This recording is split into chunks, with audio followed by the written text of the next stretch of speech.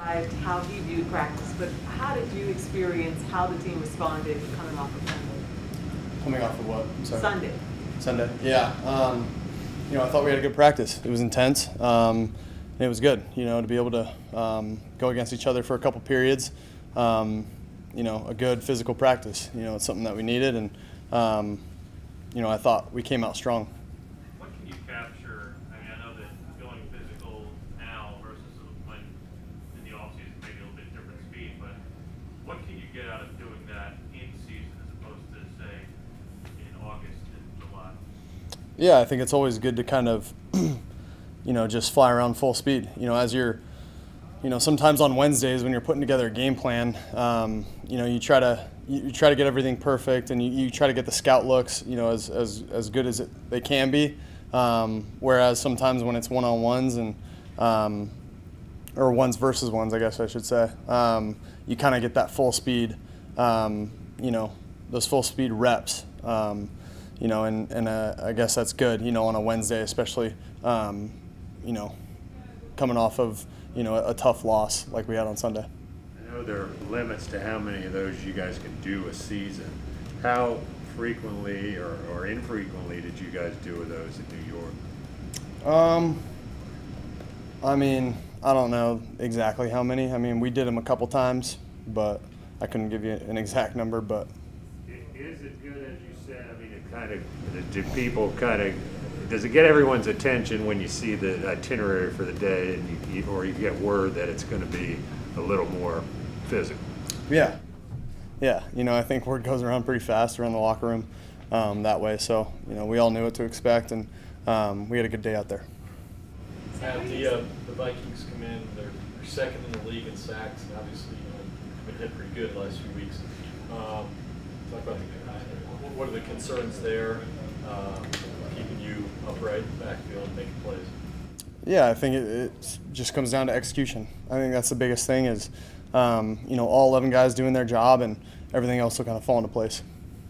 Was there any more conversation with Robbie about kind of his outburst, the way that was handled on Sunday? Yeah, we handled that. That's been handled. When you look at that, what do you think is happening? Everybody talks about the chemistry you guys had in New York, and it doesn't seem to have transferred here to Carolina. What's not working?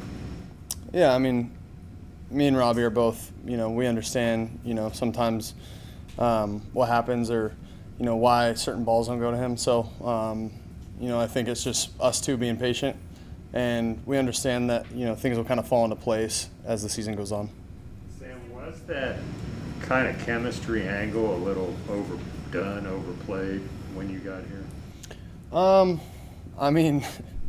It's like every story, right? Kind of gets overplayed. So, no, I think it's good. That was the fact of the matter was me and Robbie were, he was one of the only guys, that I knew or that I had played with at the skill position on this team. So, I don't think it was overplayed at all. But, obviously we have a really good skill group. And, for me, I'm just going to continue to go out there, do my job, go through my reads, and, whoever gets the ball gets the ball. Facing as much pressure as you did Sunday, how does a quarterback still overcome that and not fall into bad habits and be able to still push the ball down the field?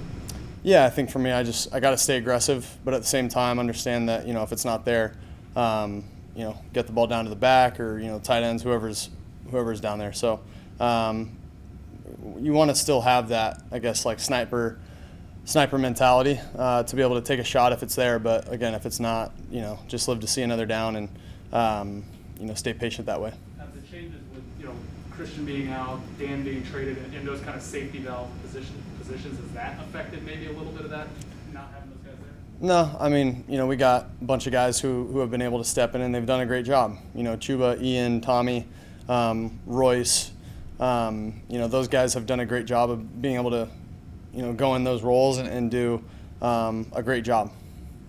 I know Christian hasn't been there, but what do you think has been the biggest difference between those first 3 wins and the last 2 losses? Yeah, I think it's just execution. I think it's as simple as that. I know it's cliche, but it's just finding that rhythm and getting those first downs and having good plays on first and second down. So you're in third and short, and then you kind of stay on track that way. I think we've found ourselves in too many third and longs. Obviously around the league, the percentages on third and long aren't great compared to third and short and third and medium. So got to stay out of that down and distance, and that starts with having a good plan for plan of attack on first and second down. So that being said, why might a team not execute as well as they were in the first 3 games versus last year?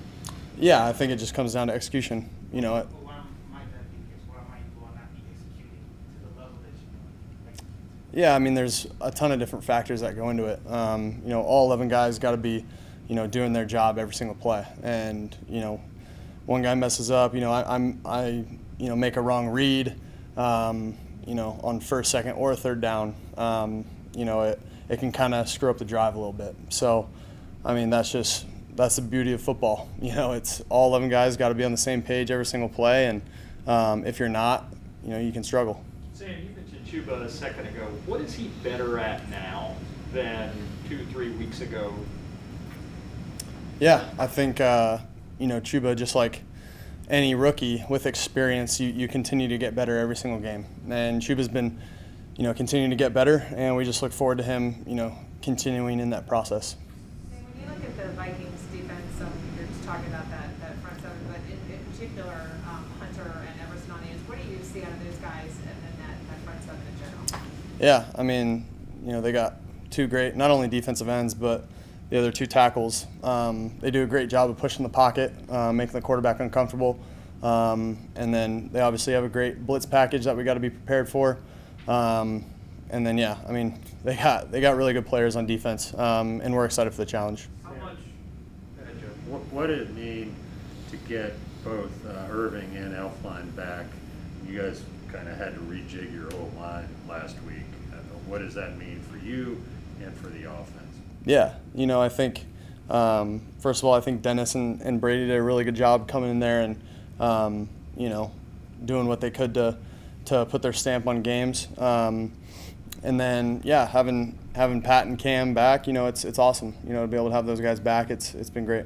You shouldered a lot of the blame when it comes to the pressure, whether it was holding on to the ball, etc. How much of that work needs to be, I guess, corrected, whether it's pre-snap, whether it's holding on to the ball? How much of it's pre-snap? How much of it is kind of in the moment in terms of checking out things? Yeah, I mean, it's a combination of both. I think, yeah, it's definitely a combination. Being able to, understand what the coverage is pre-snap, understand what kind of pressures they're bringing, and just getting the ball out of my hands, going through my reads as I should. Sam, you played 3 games with Christian, 2 games without him. What do you, when you look at the tape, what do you notice that you miss the most about when he's not in the lineup? I know Chuba played well, but just in talking about Christian. Yeah, I mean, I feel like every week I, kind of say it, but he's a great player. It's there's just something about him that, when he has the ball in his hands, he's able to do things that a lot of people aren't able to do. Matt said that you guys are seeing a lot of bear with cover 1 behind it. Is that look in particular a little tougher to go against without Christian? I mean, Christian, if they want to play man, whether they put, a safety on him or a linebacker on him, it's tough to get the right person guarding Christian. So, usually it's a mismatch. So yeah, with that, in that regard, yeah, it's whenever you have 22 out there, it makes life a little bit easier. Obviously, Chuba and Royce do a great job, but we all know, Christian's a great player. But obviously we got other guys too that are able to make plays when, they want to bring 5 and play man coverage on the back end. So we just got to go out there and make plays. We got time for a couple more. Sam, Coach mentioned that today's practice, get back to that, there was a lot of focus on the defense and the offense had an edge. You actually said that a couple of times.